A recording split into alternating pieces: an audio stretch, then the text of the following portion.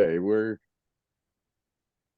in Isaiah 9, 6, and 7, and go ahead and start there. Start from reading that. For to us a child is born, to us a son is given, and the government shall be upon his shoulder, and his name shall be called Wonderful Counselor, Mighty God, Everlasting Father, Prince of Peace. Of the increase of his government and of peace there will be no end, on the throne of David and over his kingdom, to establish it and to uphold it with justice and with righteousness from this time forth and forevermore. The zeal of the Lord of hosts will do this. Glorious promise. So we're talking about Prince of Peace, and we should be able to move into verse 7 today sometime. Maybe. Prince of Peace. What I do want to point out, maybe nobody's seen this, or maybe everybody's seen this before, but at the beginning of this passage, it talks about the child and the son who is given. And then all the way down in the very next verse, it says that he will be seated on the throne of David and over his kingdom. And it's very rare where I come across somebody who makes the connection that the son who is given is the son of David, who is prophesied. You know, the great, I mean, they say it's Jesus and he sits on David's throne, but they never make the connection that when it says to us a son is given, specifically it's son of David, according to all the messianic prophecies about David. I see nobody has any look of recognition, so maybe it makes no, maybe what I'm saying makes no significance. Oh, I'm cutting out? You're cutting it and out. Oh. I think I heard him fine. Maybe it's your connection.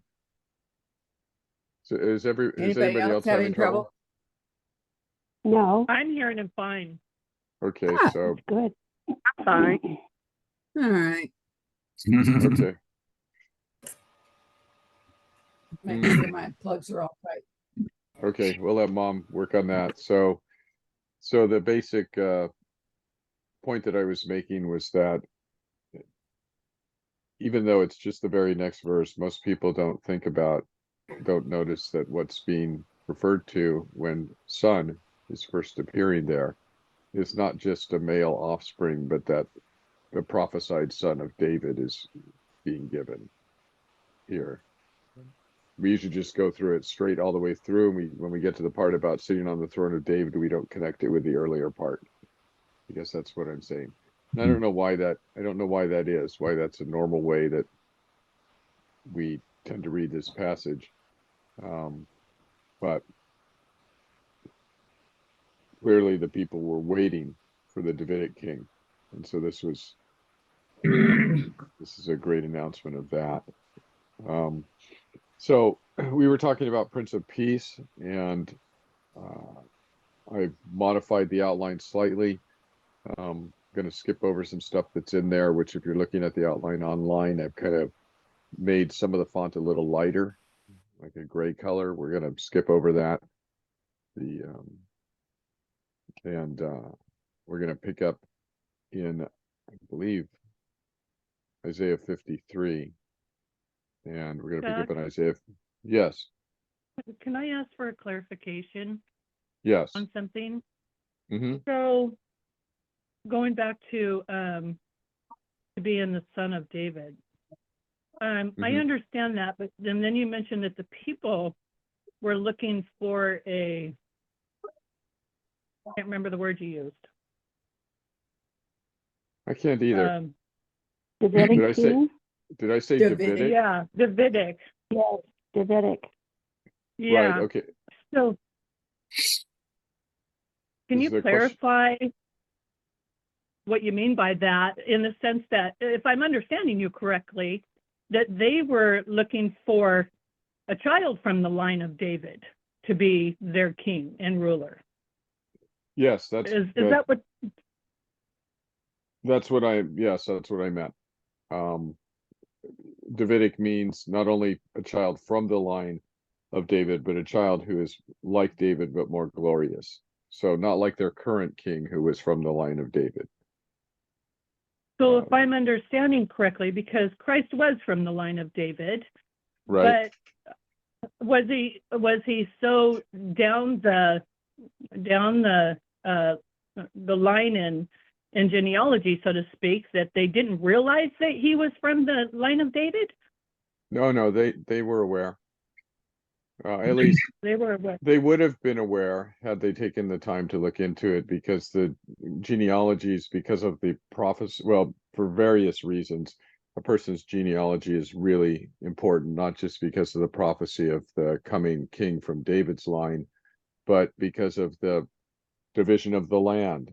And the land was to be held in forever, basically, by the family, and so it was really important. And then you have the right of the firstborn and all of these things that are linked to genealogies. And so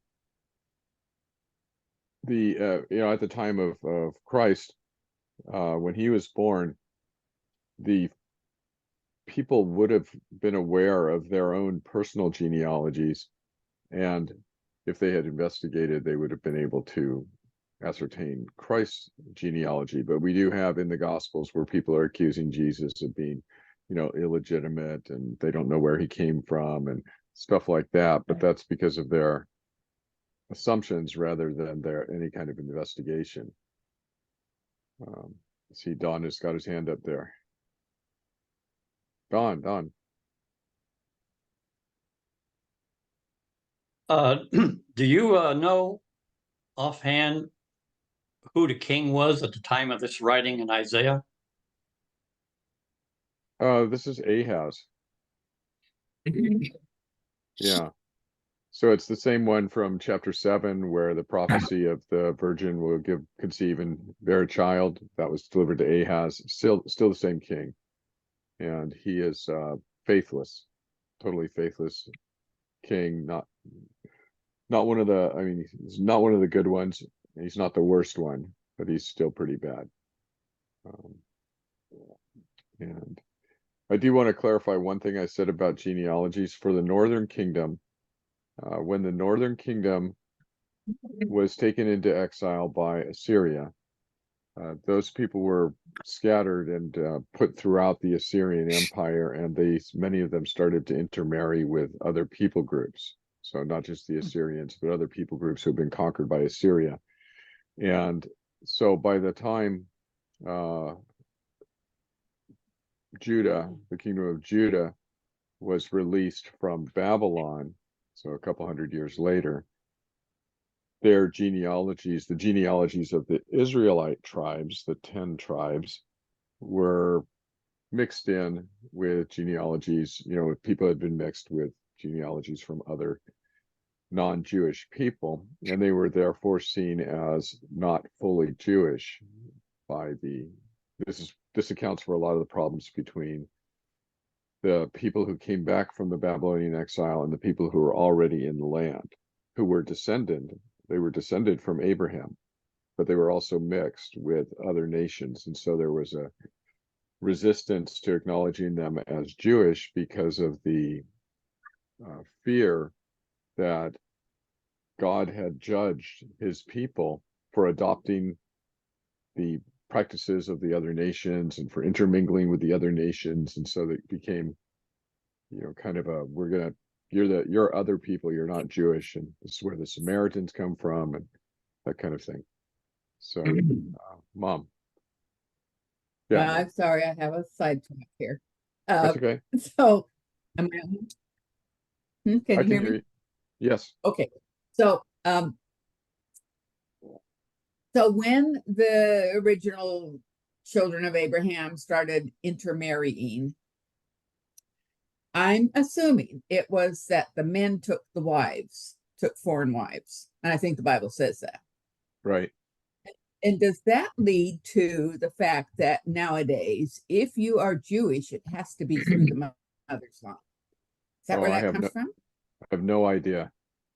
No idea. I actually don't know very much at all about contemporary Judaism.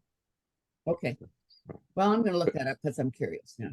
Does anybody know what the answer to that? Somebody else might be up on contemporary Judaism. I mean, I don't, but I mean, it could be a completely rabbinic practice. Kind of a workaround. Yeah. Yeah. Yeah. Um, though, I mean, the Bible does talk about the men marrying foreign women, but a lot of that has to do with, I mean, I guess what I'm trying to say is that doesn't exclude the possibility that the women were also intermarrying with foreign men. And some Many of that times, may have been at the instigation of the women's father. right? Yeah. So I don't know if we can, draw a really, hard and fast line and say it was the men who did this, but not the women, which I know you're not doing that, but I read something recently, which I'll just share it and everybody can groan over how ridiculous this is. So there was so it basically was, in the Bible, men are told to go up and worship God on the mountain. Why aren't women told? Well, we know that women aren't told that because they're so busy. They're taking care of the family, they're raising the kids. I'm not making a joke here. This is exactly what the teaching was, that the women are so busy, that's why they're not called to go up to the mountain to meet God. Only men are. But we see in the Bible that God meets women where they are. And so they don't need to go. I mean, he knows how busy they are, and so they can just not go and not do the things that he's commanded the people to do, because they're so busy, and he'll meet them where they are. It's like, wow, really? I mean, when the men were commanded to go up to Jerusalem to worship the Lord on those feast days, were they not supposed to bring their families? Yeah, they were supposed to bring their families. It's like, what are you talking about? When all the nations flow to Mount Zion to be taught of the Lord, are the women supposed to stay home? So Mm. who prepared the feast? Yeah, who prepared the feast, right? Yeah, I If don't all the know. women stayed home. Yeah, well, yeah, I mean, you yeah, could take it to ridiculous lengths. I know. And it's like, it's because it's the thing about not realizing or not understanding the thing about kind of the head of household thing. The men are supposed to go lead their household, and so when it said, the men of Israel um took foreign wives, that's true, but it's also it's making a statement about the leadership of Israel is corrupt. And so yeah, Thank you What for a that little modern bit. day, the what a thing I modern just day yeah doctrine of demons, right? yeah it was in a You Mother's know, Day the card. false doctrine. Yeah, it was in a Mother's Day card. It was like, what? Oh, supposedly Christian card. Yeah. Mm. All right, so Prince of Peace.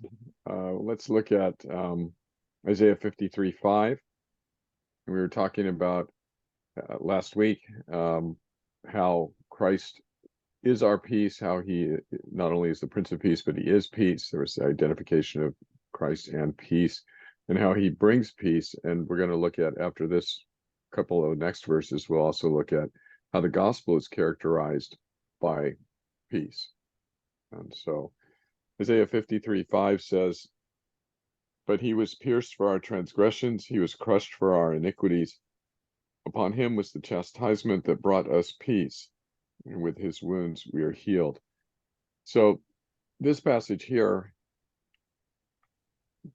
indicates that if you wanted to sum up what the work of the Messiah does, is that he brings us peace. Peace. And if you think about what I said last week, or what we looked at last week in Genesis, about all the different relationships that are fractured by sin, and Christ comes and restores them all, and he holds those relationships together in their new restored configuration so that they don't fall apart again, right? It's peace forever. Then this upon him was the chastisement that brought us peace, is, it's amazing that it's even greater than what the first thing you think of, which is, I now have peace with God. It's actually peace with God and everything that God has made. And everything in your life, there's peace. So the gospel, or the work of Christ, is the one word that really summarizes what he does is he brings peace. The two words, he brings peace. Then I wanted to look at Ephesians 2:14-17. Ephesians 2:14-17. For he himself is our peace, who has made us both one, and has broken down in his flesh the dividing wall of hostility by abolishing the law of commandments expressed in ordinances, that he might create in himself one new man in place of the two, so making peace, and might reconcile us both to God in one body through the cross, thereby killing the hostility. And he came and preached peace to you who were far off, and peace to those who were near. So the fruit of the gospel, the fruit of the work of Christ, is peace, and the gospel is basically summarized by he preached peace, right? The objective facts of the gospel. Christ comes and makes peace, brings peace, is peace, preaches peace to his people. And this is such a blessed gift, right? Such a great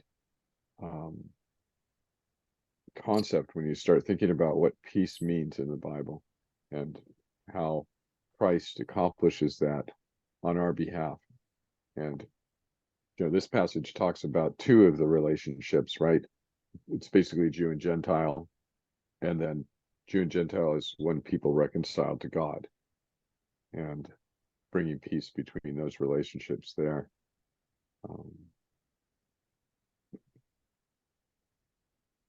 Chuck, Yeah.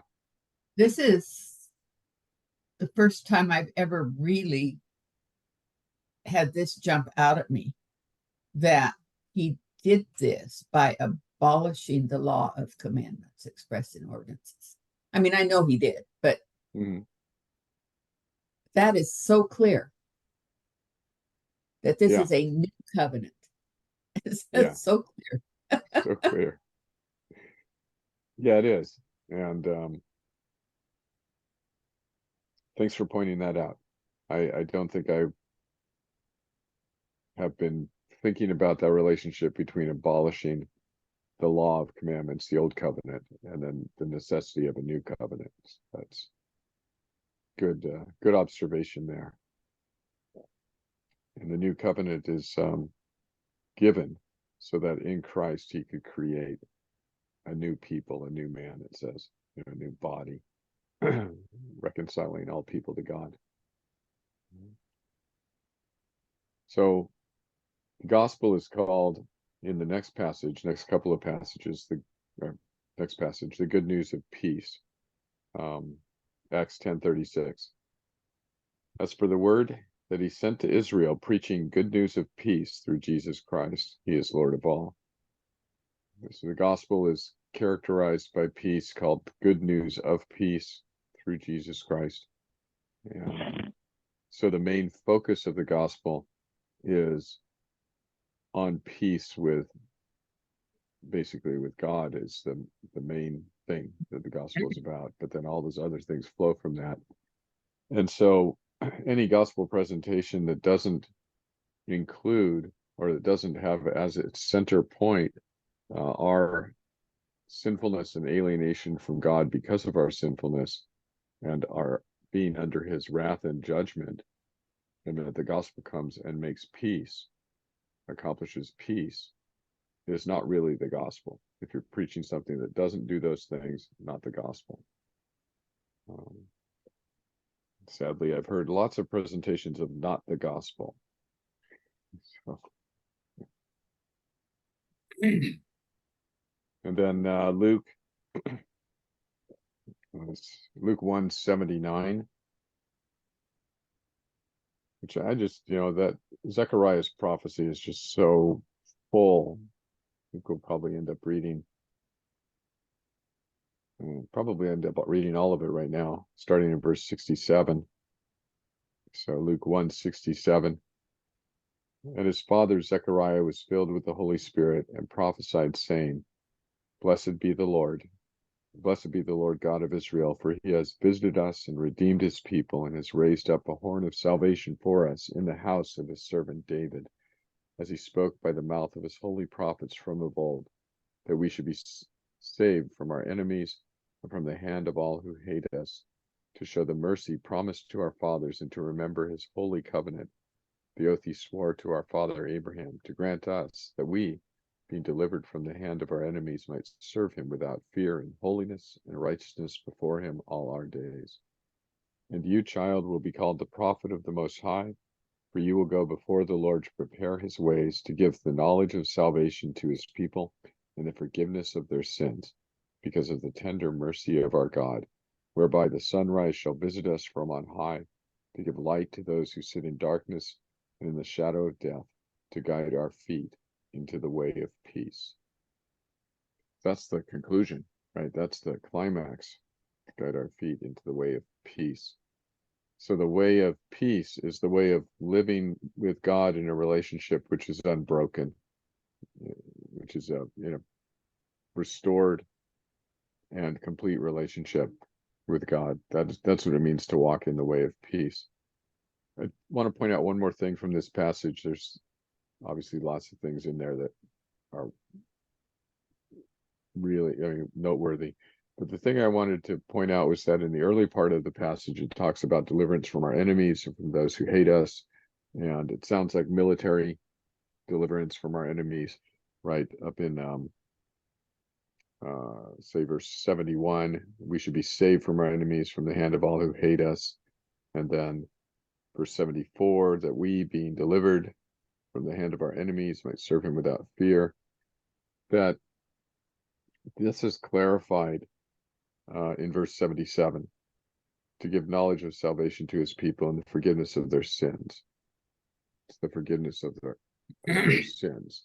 That's how the enemies are overcome. The enemies are not, the Romans or the Assyrians or anybody like that. The enemies are the world, the flesh, and the devil. And so what that means is that, what that indicates for interpreting the Old Testament or even the New Testament is that military victories of God over people in the Old Testament and judgments of a military nature are all, they're typological shadows of judgments of spiritual enemies. And so when we read about, like here in Luke 1, the destruction of our enemies, we're not to think of the Chinese or the Russians or ISIS or something like that. ISIS will be put down. The Lord will not allow those types of things to go on forever. But the enemies that are being spoken of, and the enemies that are being pictured in the Old Testament with warlike imagery, are the enemies that are conquered by forgiveness of sins. So we tend, and it's important to think about that, because we in one of something that comes up a lot in another class that Mike and I are in on Saturday mornings, we've been reading through Jeremiah, is how do we transfer this judgments on Israel for their great sin by these military conquests? These military conquests are the way that God judges his people.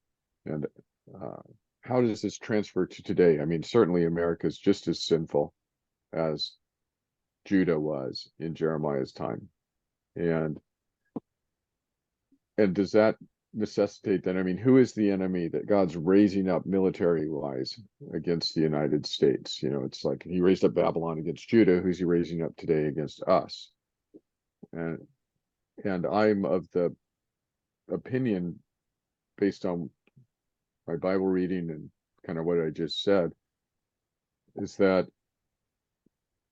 that's a picture in the Old Testament of God destroying sin, not a picture of God saying this is always how I work and I'm going to raise up these enemies, which is why it's so problematic today when we see natural disaster, or we see a one nation attacking another.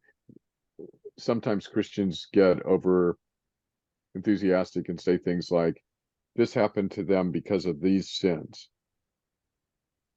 as if they knew the mind of God, and they're reading it through an Old Testament picture, which was a type, but they don't realize it's a type. They think it's a pattern. And I think, well, certainly God does bring temporal judgments on people and nations, but not in the same way as in the Old Testament, because those things are seen by the New Testament as the overcoming of the enemies of Israel and the conquest of Canaan. That is a picture of Christ overcoming sin and the work of the devil. It's not a picture of how the church is to operate. I go out there, pick up weapons, and so anyway, that's a little digression there. I see Mom's got her hand up. Yes.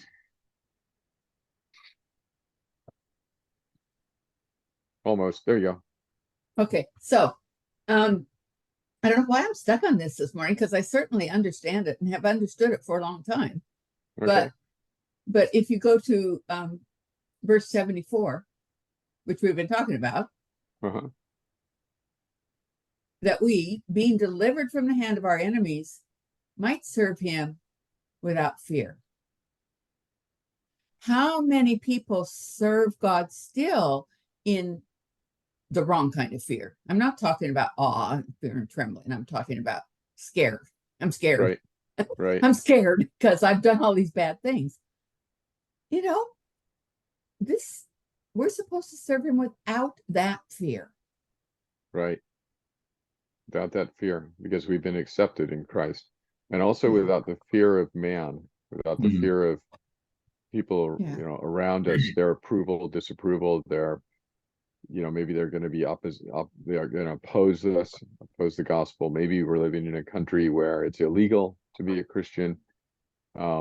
This passage talks about Christians in those places too. And the Lord has overcome their enemies. And so they can serve him without fear. And that's what they do. When we read about, courage, we read courageous Christians. Yes, they're courageous. The Lord gave them the courage, but they have no fear, because they have a saving relationship with God, and he is sovereign over everything in their life, even the enemies. So they go, well, God, you called me to do this, and I'm going to do this, and you're in charge of the outcome, and I'm going to trust you, because the outcome's in your hand, whatever that outcome is, that you will give me whatever I need to go to face whatever comes. And so that's to live without fear, right? You overcome the enemies by disarming them. Right? They have no power over God's people.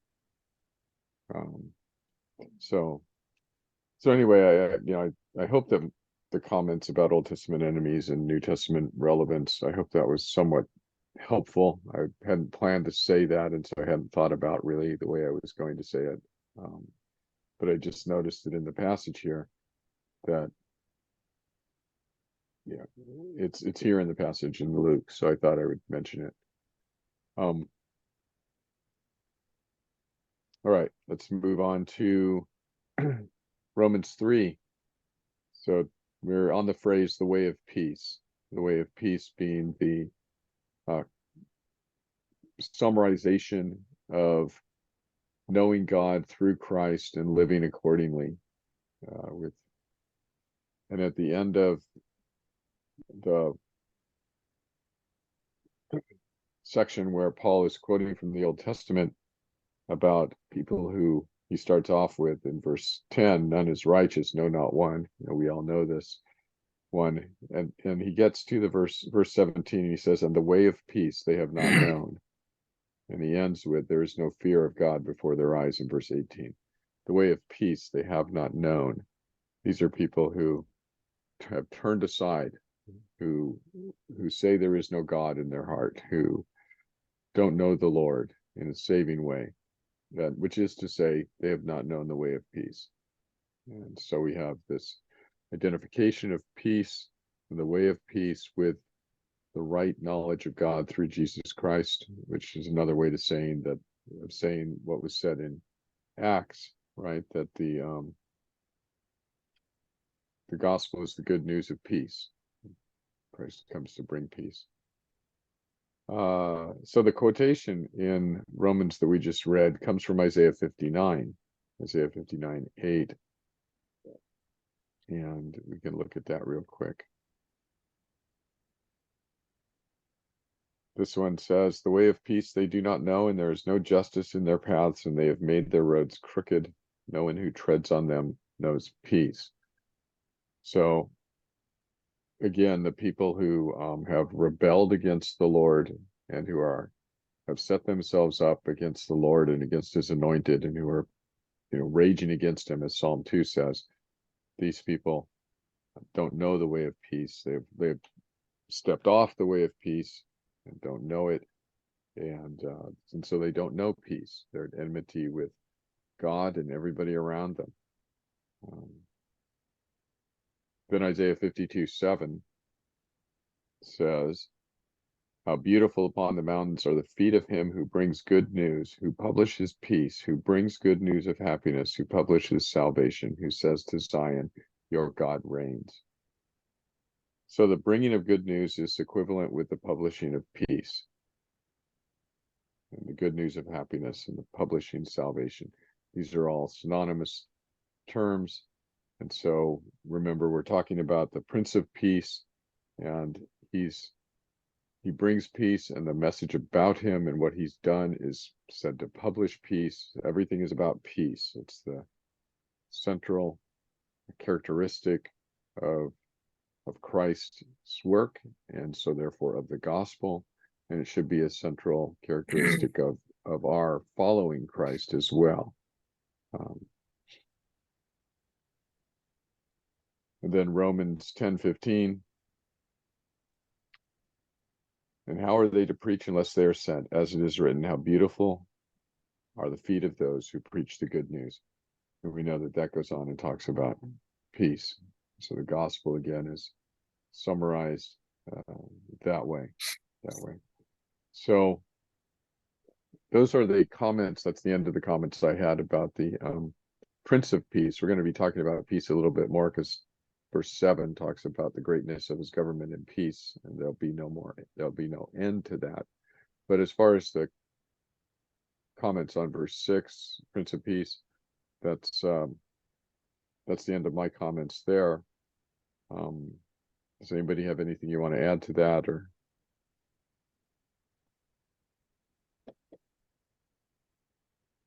Okay.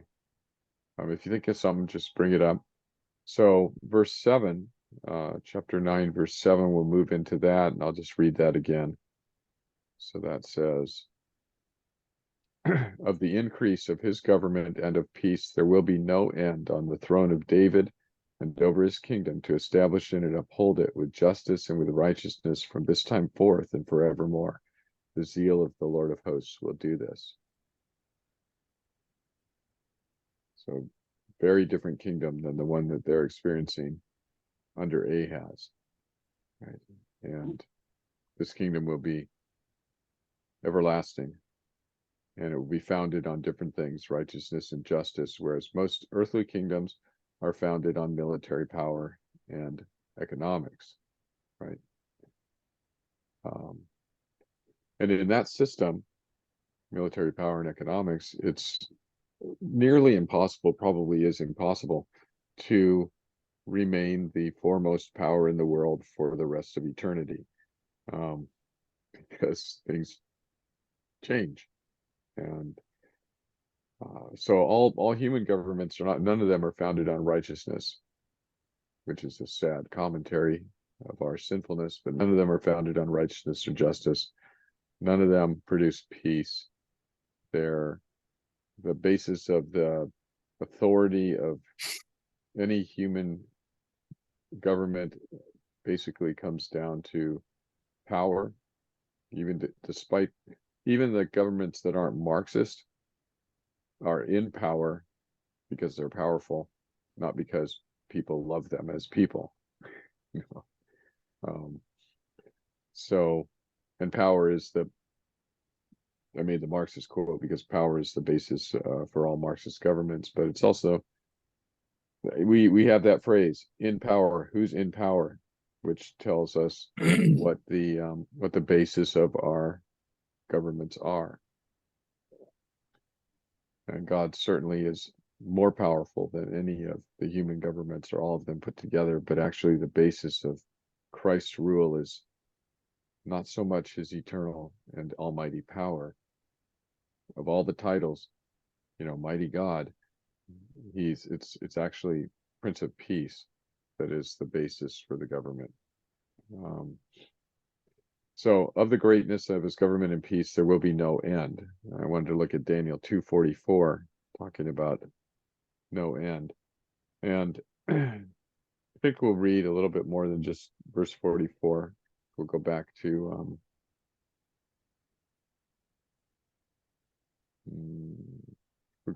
where Daniel starts to interpret the dream in verse 31, because he tells the dream and the interpretation. You saw, O king, this is Nebuchadnezzar. This is the king who had conquered Judah and Jerusalem, who had taken Daniel and his friends and some others into exile. You saw, O king, and behold, a great image. This image, mighty and of exceeding brightness, stood before you, and its appearance was frightening. The head of this image was of fine gold, its chest and arms of silver, its middle and thighs of bronze, its legs of iron, its feet partly of iron and partly of clay.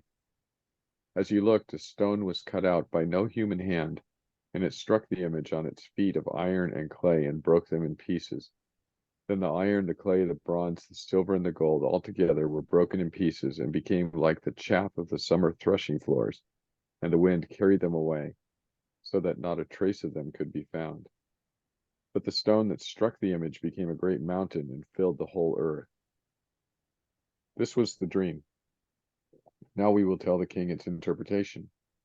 You, O king, the King of kings, to whom the God of heaven has given the kingdom, the power, and the might, and the glory, and into whose hand he has given, wherever they dwell, the children of men, the beasts of the field, and the birds of the heavens, making you rule over them all. You are the head of gold. Another kingdom inferior to you shall rise after you, and yet a third kingdom of bronze, which shall rule over all the earth. And there shall be a fourth kingdom, strong as iron, because iron breaks to pieces and shatters all things. And like iron that crushes, it shall break and crush all these.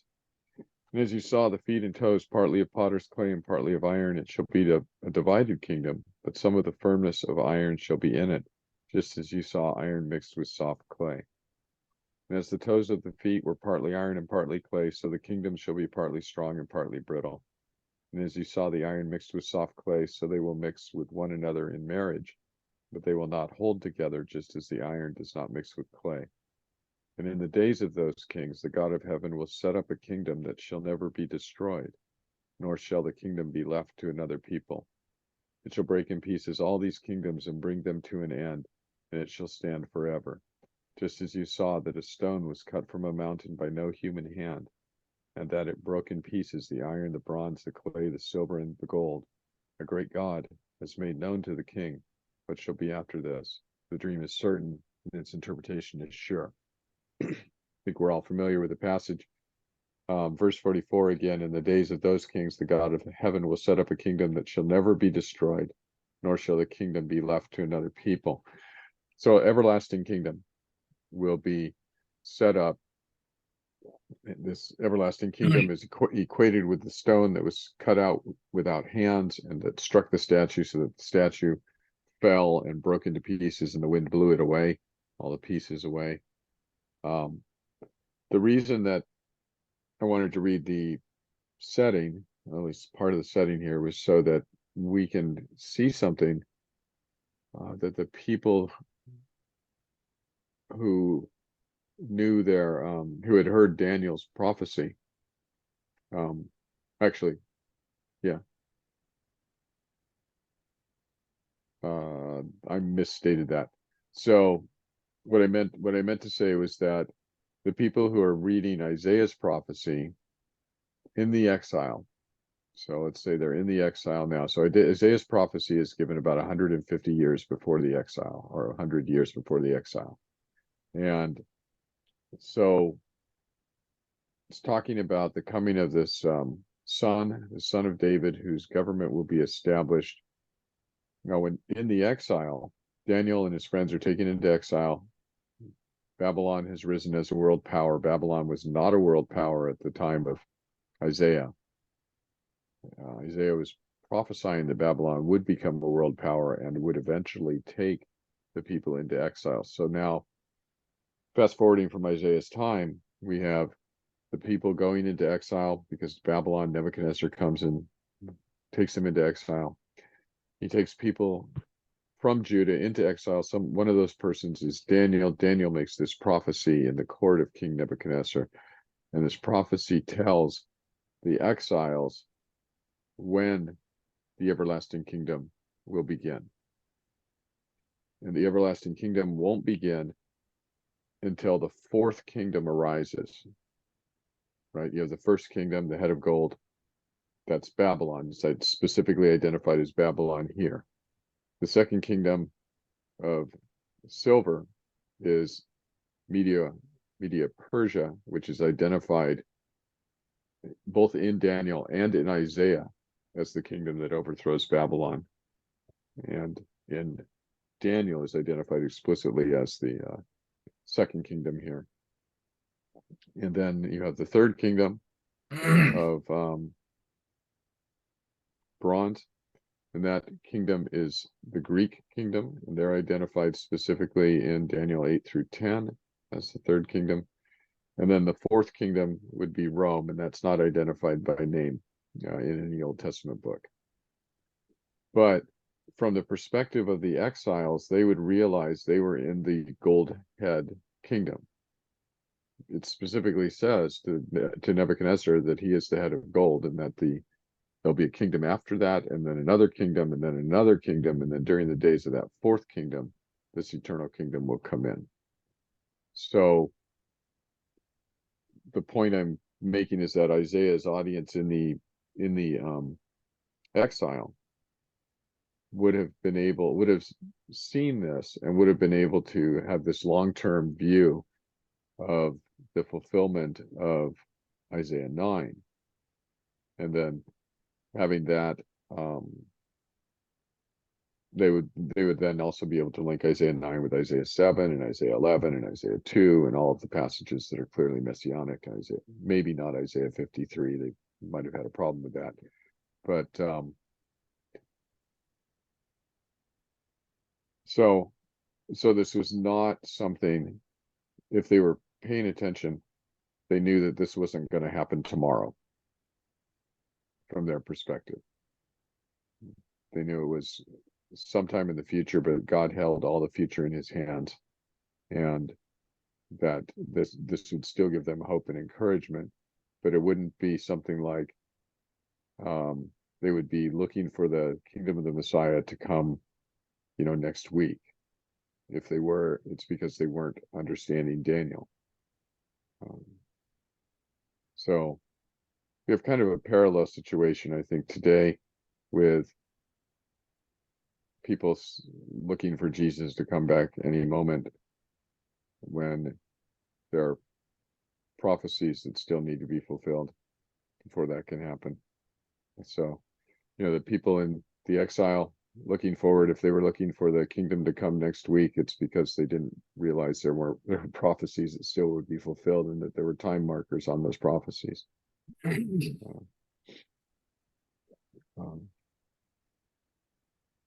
Can I share something that in relation to the four kingdoms? Yes. I remember one of the Revelation classes. I mean, here on the peninsula, I was even in 3 Revelation classes at one time, with George Oh, being no. one of them, believe it or not. And that don't include the others in the past I've been in. And I can't remember which Revelation class this came out of. But they did mention the same thing you mentioned about gold Babylon, bronze Greek, and silver Medo-Persia. But they also said that the iron represented the Roman Empire, and that the clay that's mentioned in that verse, that one verse, mentioned worldliness, and that the 10 toes were the kings, and that also the stone that's mentioned is the Messiah, and then the mountain is the deity of Christ. Yeah, it's the same problem with the is and means. I understand the identifications with those things. And some of them are, you can do that biblically. The stone is in the picture, it's the kingdom of the Messiah, or the Messiah.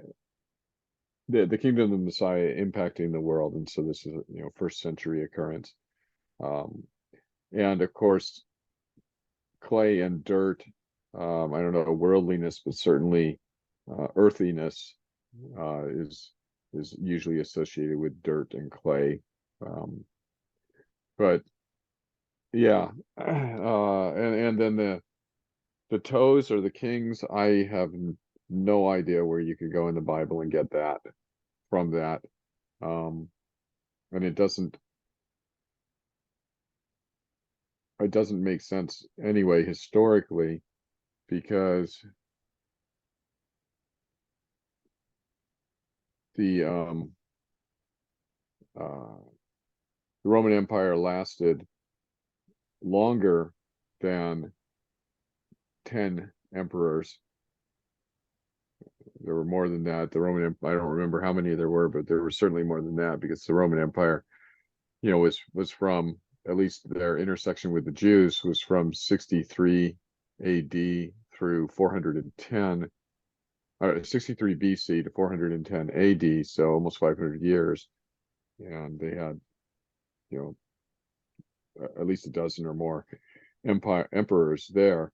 But this prophecy is about the coming of Christ, and so the coming of Christ happens during the reign of Tiberius, and Tiberius is the 3rd emperor. It depends on how you count, right? But it's Julius Caesar, and then Augustus, and then Tiberius.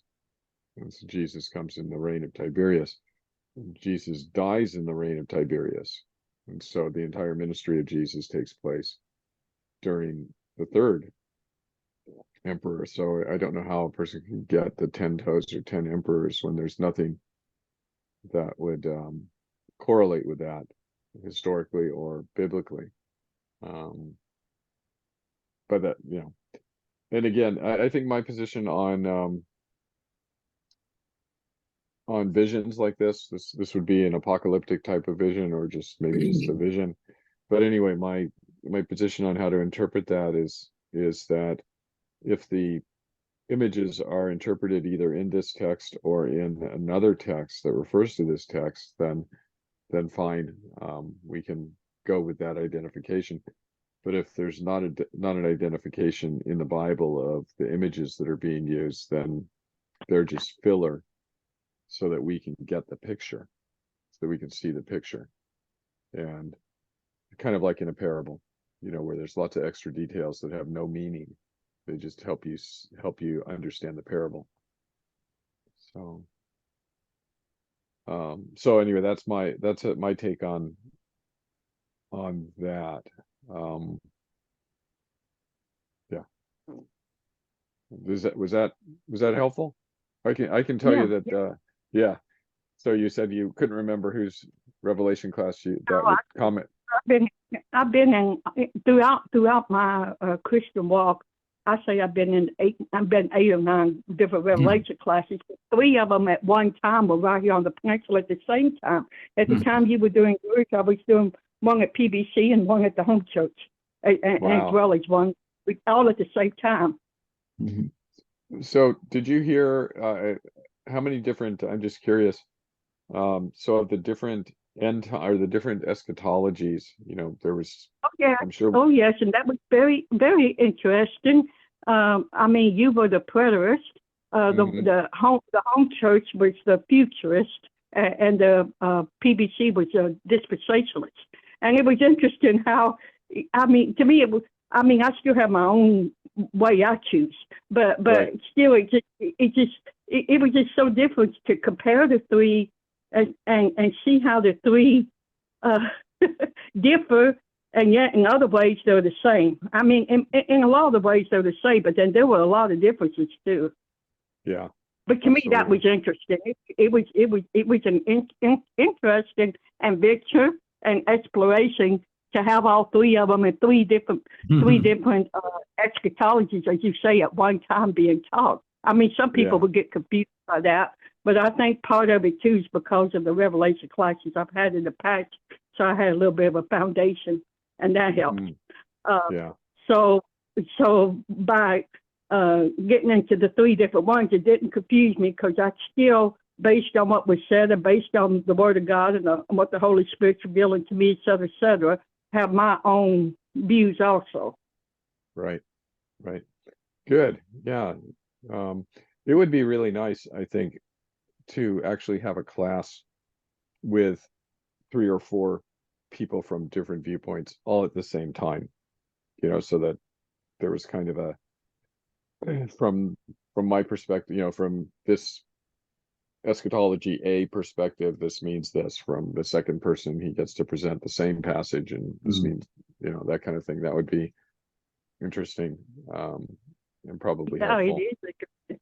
It is very interesting, believe Yeah. me. There's a couple of books out that do that as well. There's a book called, I think it's called Revelation 4 Views. It's edited by Steve Gregg, and it basically has 4 columns of commentary, and the commentaries are from, the books written by leading proponents of the various eschatologies. So they'll be like, up at the top of the page will be the passage they're talking about, and then you've got a column for the uh futurist, and that's split between dispensational and Right. historic premill, and then you've got the idealist and the preterist and the Oh, historicist, and you've got, yeah, it's really interesting, helpful to get a really good overview of what people are doing. So that book is, yeah, yeah, helpful. it's very Yeah. interesting, especially when you're under the actual teaching of that person believing that too. I mean, that is, and then you go to the next night, you go to another one that's in the different category, and then you go to another one that's in a different category, and you begin to, wow. I mean, it's a big wow to me. Mhm. Yeah. Yeah. Yeah. Can you Oh, put thank you. the name of that book in the chat? I can. So that is,